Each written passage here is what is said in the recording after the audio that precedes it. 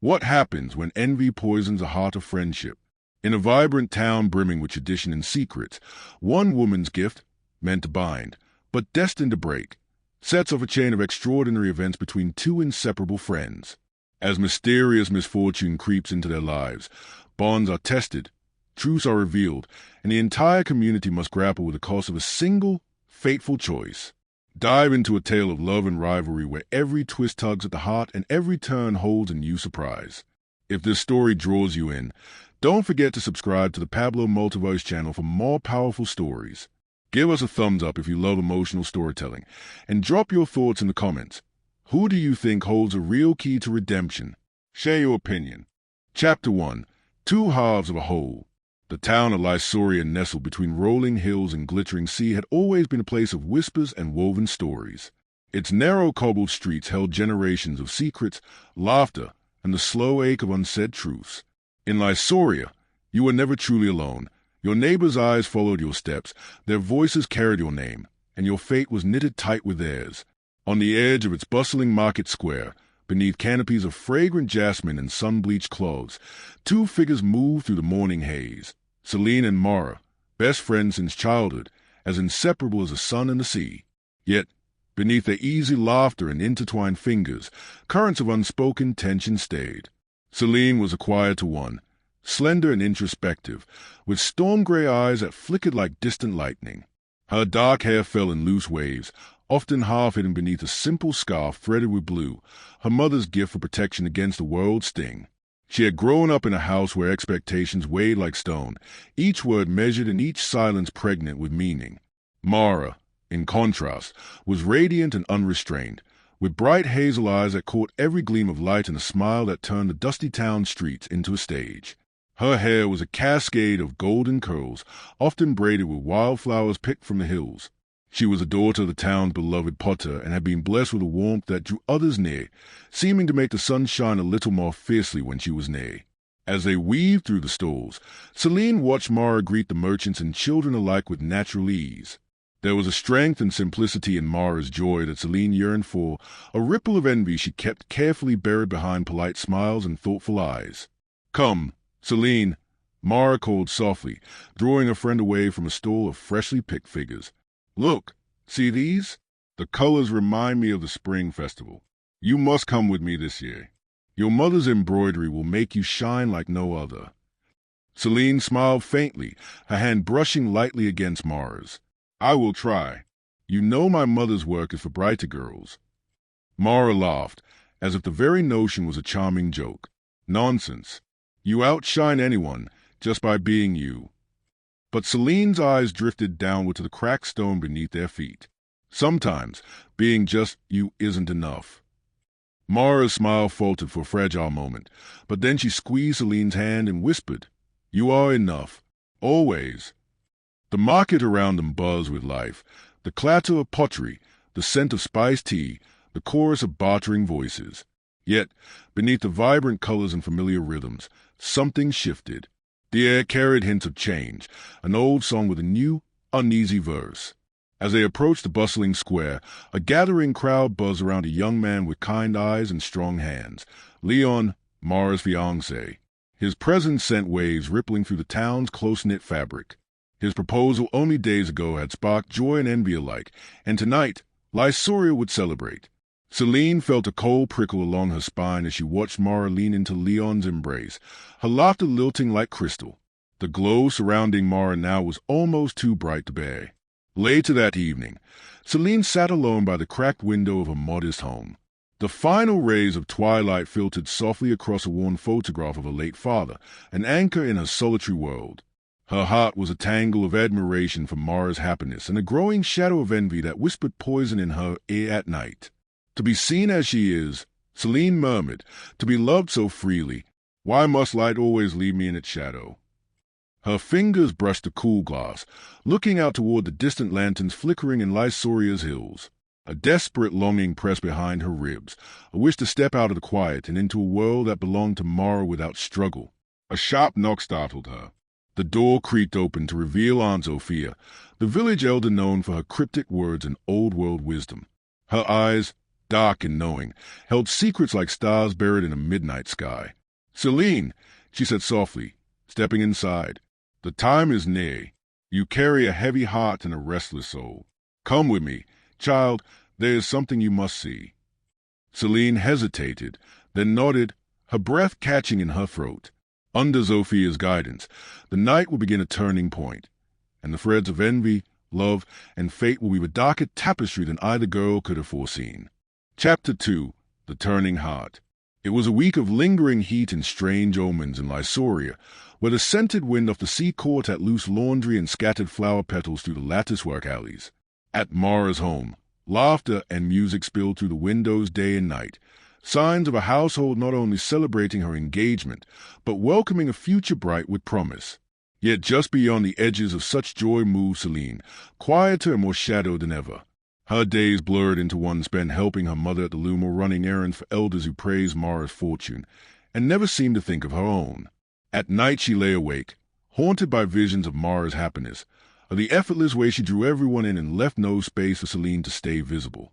One late afternoon, Celine walked hurriedly past the square where Leon and Mara sat close together on cool marble steps, their laughter carrying above the hum of the market. Leon's hand covered Mara's, gentle, protective, and so assured. For a moment, Mara caught Celine's gaze and smiled, beckoning. Celine paused, forced a brittle smile, but shook her head and drifted away. She wandered familiar alleyways, letting her feet choose the path, feeling the old ache sharpen with every corner turned. Would envy always gnaw at her bones, or was there a way to be free of it?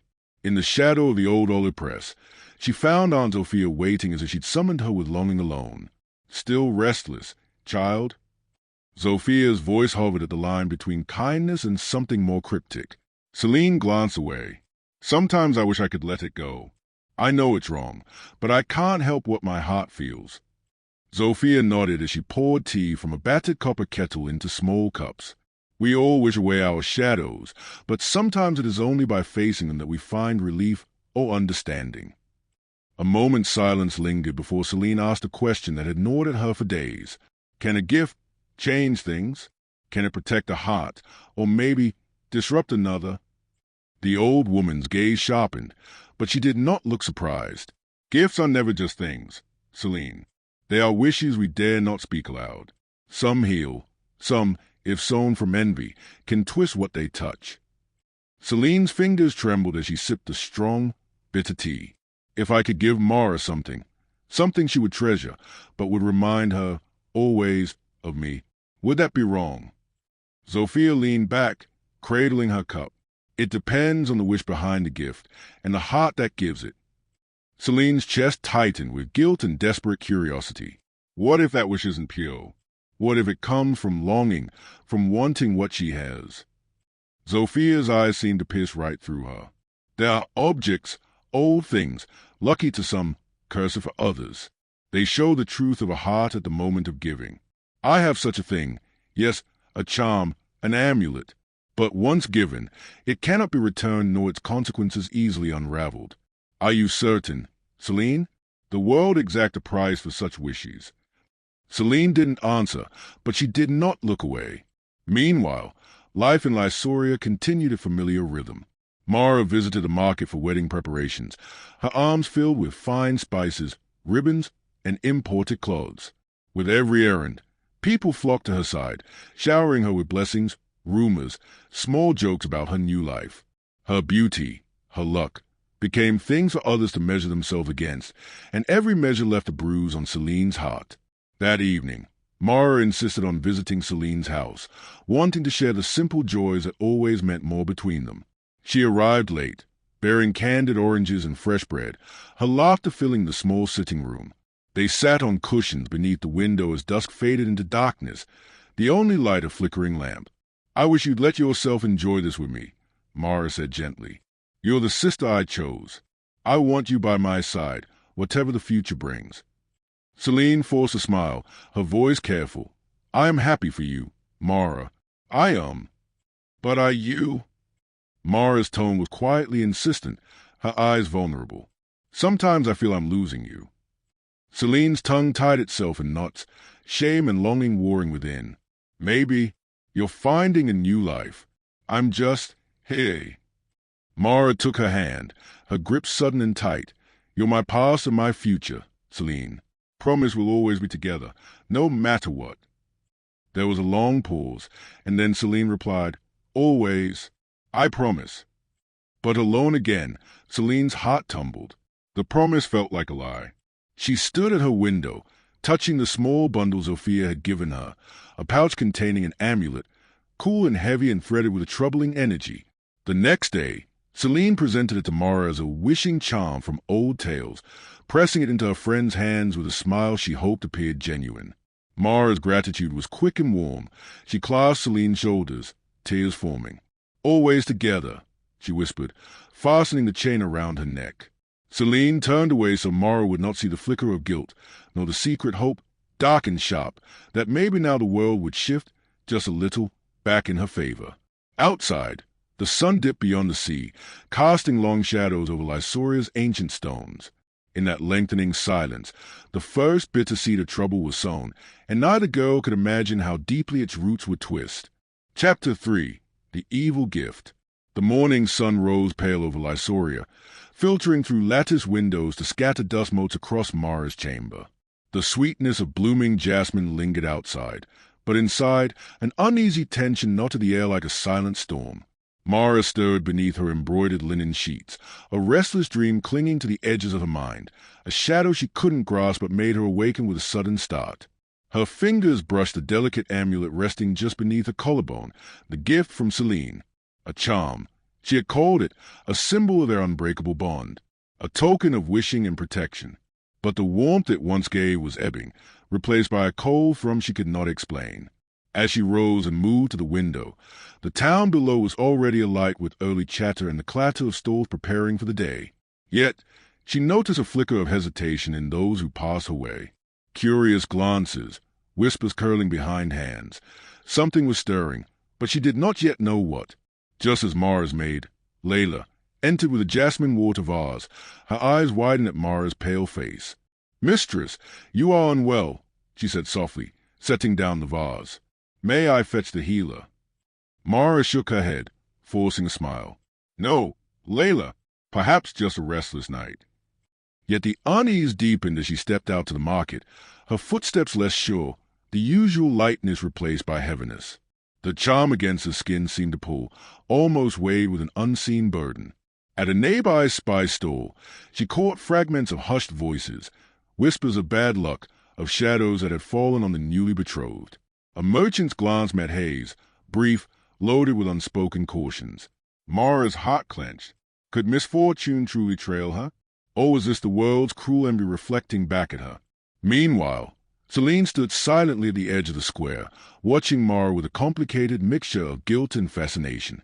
Each falter in Mara's step sliced something raw within her, yet a dark part clung to the twisted hope that, somehow, her gift was rebalancing a fate that had once felt unfair. Later that evening, Mara confided in Leon beneath the ancient fig tree where they had first spoken of forever. Her voice was low, trembling with a fear she could not yet name. "Leon, something is wrong. I feel it, like a weight I cannot lift." Leon grasped her hand tightly, his gaze fierce with concern. "We will face it, always." But even as he promised, Mara's dreams grew heavier. Shadows crept into her sleep, cold and whispering secrets not meant for waking ears. The amulet, gleaming in the moonlight, pulsed faintly, a heartbeat out of sync. Back in her quiet room, Celine sat alone, the flicker of candlelight dancing across her thoughtful features. The spell of envy twisted tighter around her heart, and yet remorse began threading through the dark web she cast. "I only wanted her to feel me, to remember me," she whispered, fingers nervously brushing the worn cloth that wrapped the amulet before she'd given it away. But now, as the first tendrils of consequence curled through Mara's life, Celine sensed the dangerous game she had begun. Outside, the town of Lysoria held its breath, caught between the radiant past of two inseparable friends and the unfolding shadow that threatened to sunder them forever. Chapter 4. When Shadows Gather. The heavy air of Lysoria was thick with unease as the days lengthened and the sun dipped low behind the hills. The market square, once a place of vibrant chatter and bright laughter, seemed subdued.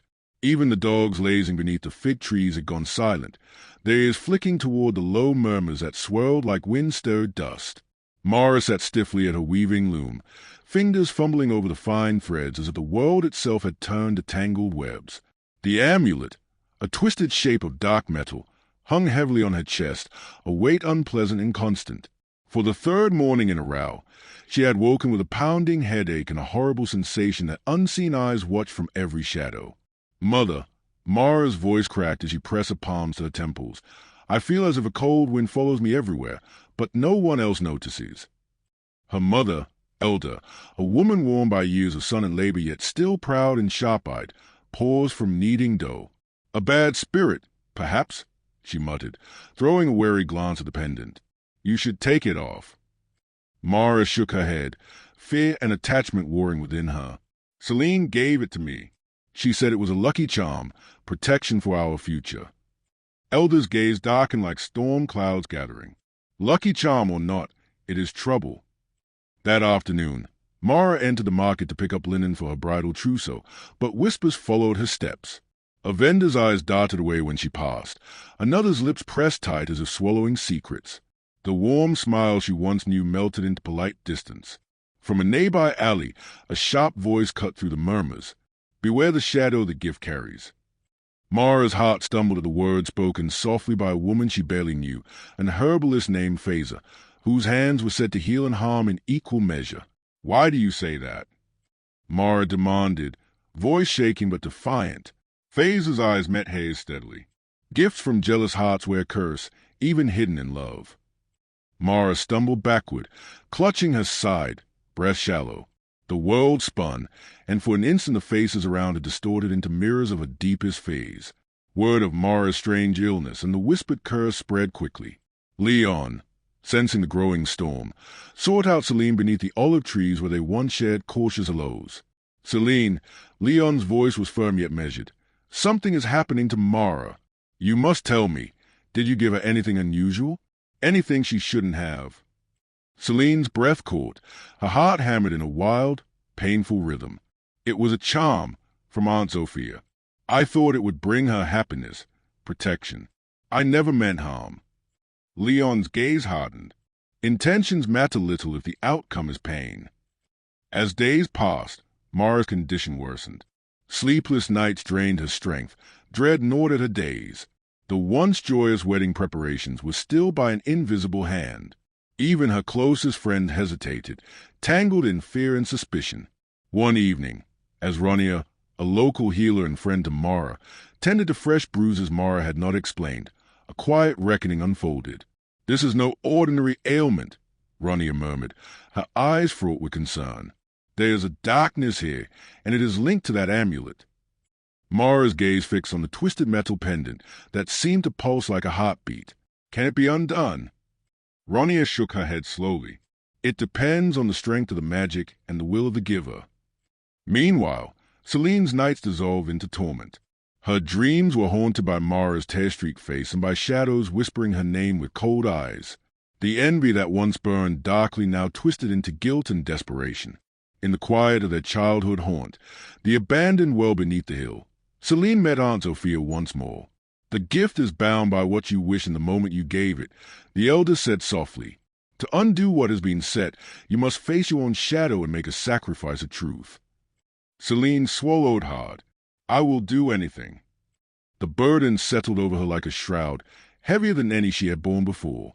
As the moon rose high, the friend stood at a precipice, a fragile knot of trust tangled in envy, love, and the very real threat of ruin.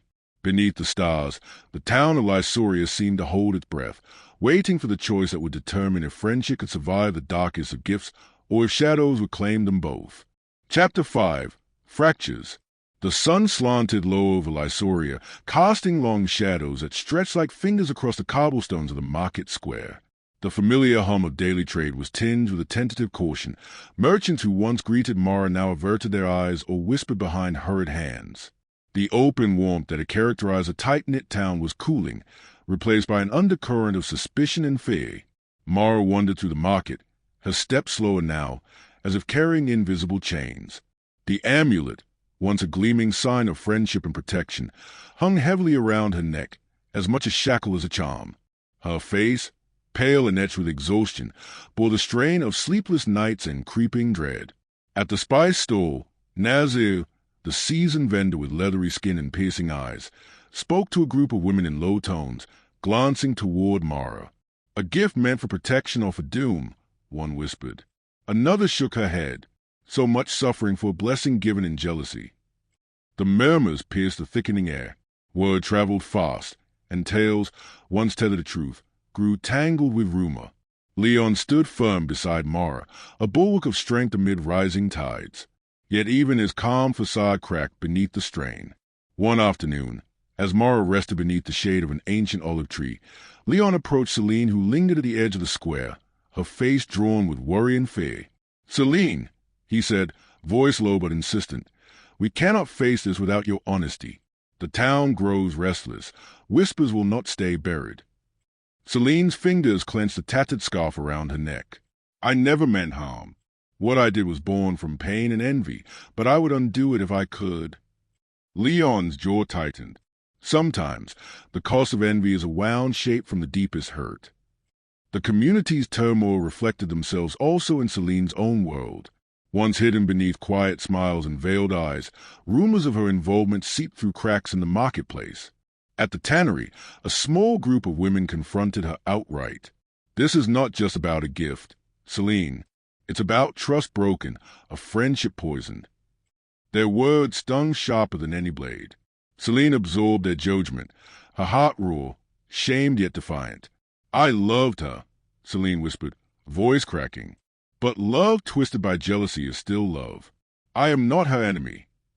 Her mother, an austere woman hardened by tradition, stood silently in the doorway, a pained expression etched into her face, a mixture of disappointment and helplessness. Meanwhile, Mara's world grew smaller. Invitations to gatherings ceased. Friends who once shared secrets now crossed streets to avoid her presence. Alone, she struggled to focus on preparation for the wedding that now felt like a fading dream.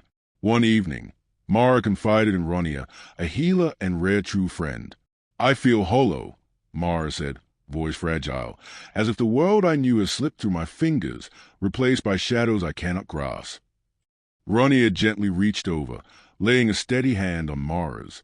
"There is strength beneath the darkness, but to find it, we must first face the truth. Both of you." Across town, Celine's nights became restless battles with memory, visions of Mara's hollow eyes, whispered accusations from villagers, and the faint pulse of the amulet she had once held so tightly. Haunted by guilt and isolation, Celine sought Aunt Sophia beneath the gnarled boughs of an ancient fig tree.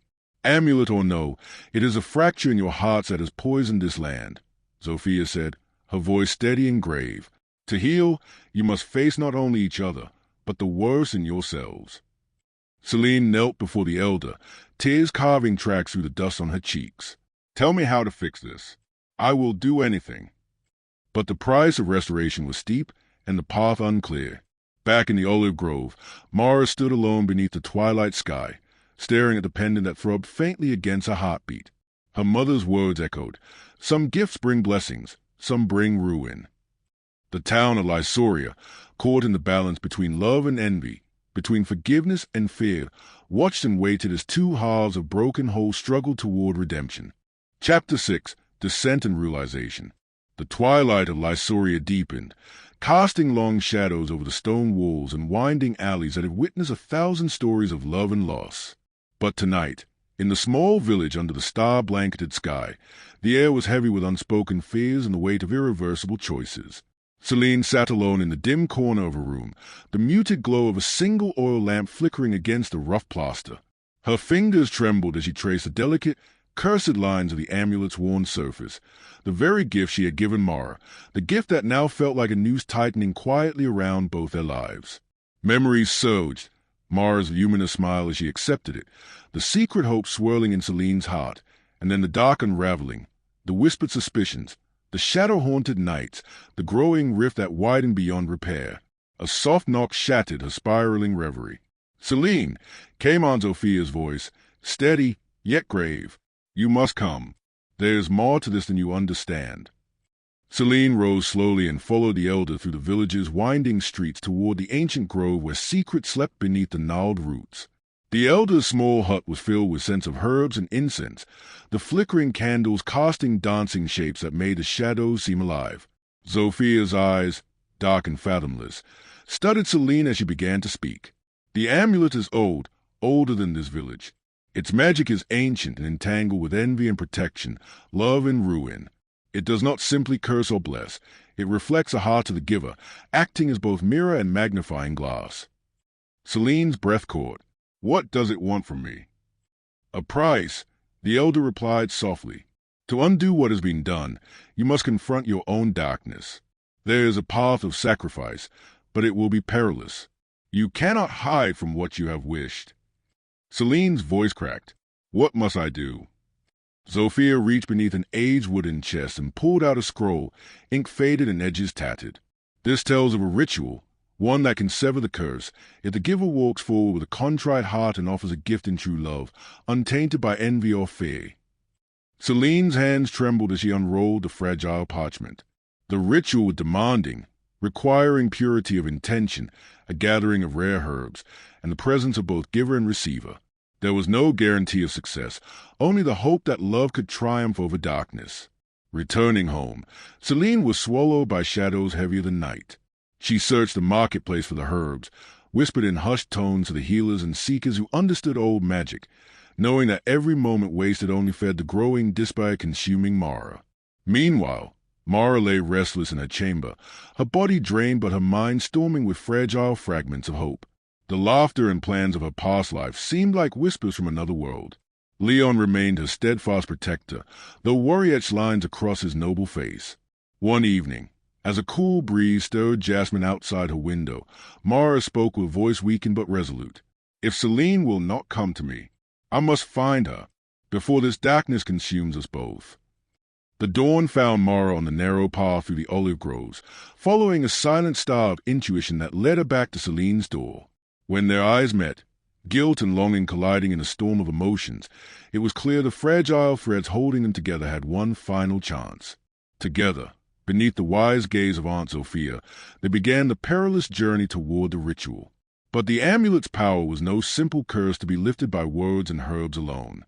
Secrets buried beneath Lysoria's soil stirred, old wounds reopened, and the town held its breath, waiting to see if the bonds of friendship, once shattered by envy and pain, could be mended before darkness consumed all. Chapter 7. The Price of Regret. The night draped Lysoria in a cloak of velvety darkness, broken only by the flickering lanterns that speckled the village like wavering stars. The air was thick with the scent of burning sage and rare herbs, whispers of old magic seeping into the stones and the olive groves beyond. Somewhere deep in the shadows, the wind carried voices, ancient and urgent, urging the desperate toward reckoning. Beneath the gnarled branches of the elder fig tree, a sentinel that had witnessed generations of joy and sorrow, Celine and Mara faced each other for the first time in weeks, their eyes heavy with wounds unseen yet deeply felt. Celine's hands trembled as she held the worn scroll of ritual instructions, the ink faint but its meaning clear.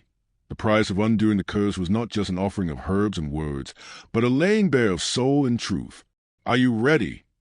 Sophia asked softly, standing cloaked in moonlight, her eyes gleaming with a wisdom that both comforted and unsettled.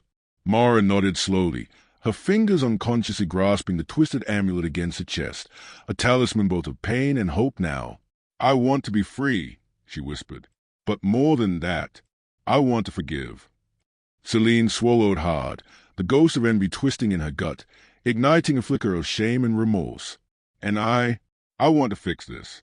For you, for us." Sophia lifted a bowl of steaming water infused with crushed petals and roots, the fragrant steam curling like soft fingers around their wrists. "The first step is truth. Speak the pain you carry, speak it aloud, and only then the ritual can begin." Celine stepped forward, her voice raw but steady. "I was jealous. I envied your light, your effortless happiness, the love that came to you without struggle. I thought if I gave you this gift, you would remember me, but not in the way you needed. I don't want to lose you." Mara's lips wavered, but she reached out to grasp Celine's hand, grounding them both. "And I was hurt. not just by the curse, but by the silence and shadows between us. I wish we could share in one another's joy, not tear each other down."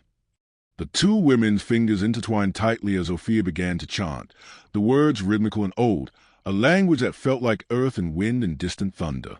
They took turns dipping their hands into the bowl, wetting their palms with its enchanted water, and traced symbols on their foreheads, binding their shared fate. As the ritual deepened, a cold wind stirred the leaves overhead, and the amulet, Mara's burden, began to glow faintly, as if awakening from a long sleep. Shadows flickered at the edge of the grove, distant and pressing, the magic woven into it fighting the sacred rite. Celine closed her eyes, pouring every ounce of honesty, regret, and love into the incantation. She could feel the weight of her envy unraveling, threads loosening, replaced by a fragile hope. Mara's breathing steadied as warmth blossomed from within, spreading through her limbs, cleansing the shadows that had gripped her days and nights. The amulet's pulse slowed, then faded into darkness, its hold breaking at last. When the final word echoed into the night, silence followed, thick and complete, before a soft sigh rose from both women, a breath shared between hearts mended and healing. Sophia's face, illuminated by lantern light, broke into a rare smile. "It is done. But know this, curses born of envy can be undone only if love is strong enough to replace them." The grove seemed to breathe with them, the ancient trees' brittle leaves whispering blessings. Around them, the village lay hushed but alive, a community poised on a new dawn. As dawn painted the sky in shade of rose and gold, Celine and Mara returned to Lysoria's winding streets, not as broken souls, but as sisters bound anew by trials faced and hearts opened. With Leon and Ronnie awaiting at the threshold of the marketplace, the town slowly gathered again, hesitant yet hopeful, ready to heal the fractures that had scarred their shared life. Celine's voice, once quiet and afraid, now carried firm and clear as she spoke openly to those who had doubted her. Mara's smile, radiant though tempered by hardship, greeted old friends and cautious neighbors alike. Together, they planted seeds of forgiveness and renewal amid Lysoria's sun-kissed stones, promising to face whatever storms may come, stronger, wiser, and forever changed. Chapter 8, Legacy of Light. The morning sun crept gently over the village of Lysoria, bathing its winding streets and rugged hills in a soft, golden glow. The scent of blooming jasmine mingled with the salty sea breeze, carrying whispers of a new beginning. The market square, once heavy with suspicion and fear, now thrummed with cautious hope and tentative smiles. Celine stood at the edge of the bustling crowd, her heart pounding with a mixture of nervousness and relief. The weight she had carried for so long, the crushing burden of envy, guilt, and regret, had been lifted in the sacred grove beneath the ancient fig tree. But healing, she knew, was not a single act. It was a life's journey. Her eyes searched through the gathering, stopping when they found Mara, radiant and serene despite the scars of recent trials. Around Mara's neck hung a delicate ribbon, bare now of the once cursed amulet, but replaced by a thread embroidered with symbols of protection and renewal gifted by Aunt Sophia. Mara's smile was warm and steady as she stepped forward, linking her hand securely with Celine's. The crowd hushed, absorbing the unspoken message that spoke louder than words. The girls, once divided by jealousy and pain, were now united in strength and forgiveness. Leon and Ronnie stood nearby, their steadfast support a testament to the power of community reclaimed. Celine's voice rang out, clear and resolute as she addressed the gathered townsfolk. "Once, I let envy cloud my heart, and I gave Mara a gift born not of love but of longing and fear. For that, I have begged forgiveness, not only of her but of all of you, because our bonds are not broken beyond repair if we have the courage to mend them." Mara's eyes shone as she added softly, "The path has been hard and the wounds deep, but love and truth have carried us through. Let this be a lesson, that even the darkest of gifts can be transformed by light, and that forgiveness can heal what seems lost." A gentle murmur of assent rose from the crowd, faces once shadowed with doubt now softened by understanding. In the days that followed, Celine and Mara worked side by side to bring Lysoria closer, not only bridging their own fractured friendship, but inspiring others to face their pains with openness and compassion. Plans for a community center, a place where stories could be shared, wounds tended, and hope nurtured, began to take shape, symbolizing a collective turning toward healing. Under the vast, starlit sky that night, the village gathered again at the fig tree, its branches heavy with fruit and ancient wisdom. Celine and Mara sat together, hands entwined, their laughter weaving through the crisp air like a promise. "We have borne shadows," Mara said softly, "but they have not consumed us." Celine nodded, her gaze lifting to the heavens above, because we learn the hardest truth, that the most powerful gifts are those we give with love, not with envy. In Lysoria, a new dawn had arrived, not only in the sun's rising but in hearts once divided, now bound by enduring light.